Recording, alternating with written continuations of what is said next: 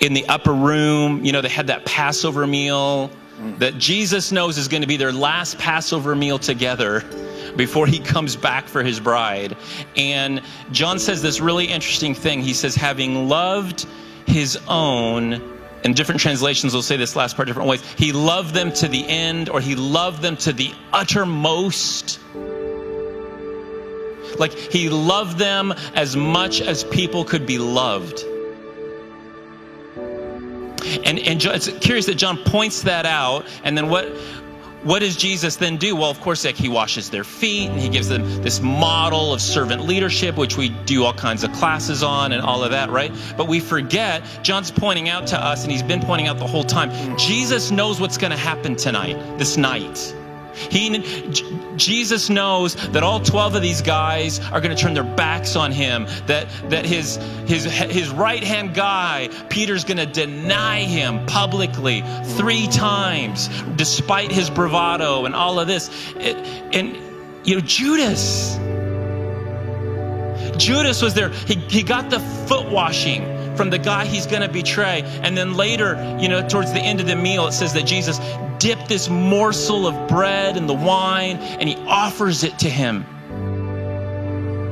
The only time we ever see that action in the entire Bible is in the story of Ruth. It's in chapter 2. You can look it up. It's what Boaz does to signal to Ruth, hey, I'm into you. Let's get married. That's what that sign is. I mean, it was a sign of favor, of love, of grace.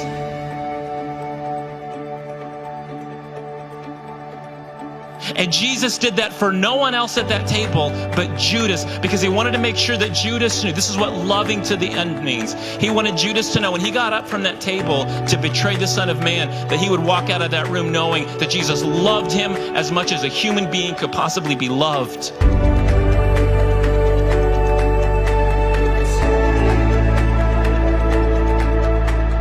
That's how Jesus loved his enemies. And I think Judas qualifies as you know, as an enemy of Christ, right to the very end. We read things in Romans like, oh yeah, we were God's enemies, but then Christ died for us. But how often do we really think and meditate and confess, yes, God, I was your enemy. I wasn't just lost, oblivious. I was literally your enemy, and you loved me. None of us would be in this room if God hadn't sought each and every one of you. The Holy Spirit sought you out, drew you to the Father's heart, revealed Christ to you, and at some point you broke you enough to surrender yourself to him.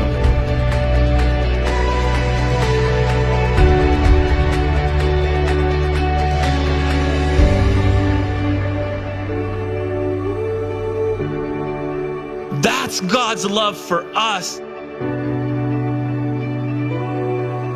When I allow that to wreck me all over again, yeah, it restores to me the joy of my salvation, but it makes it so much easier suddenly to let go of the petty things, the thorns and the barbs that have come at me. Like seriously, just to let that stuff go and to forgive because I've been forgiven.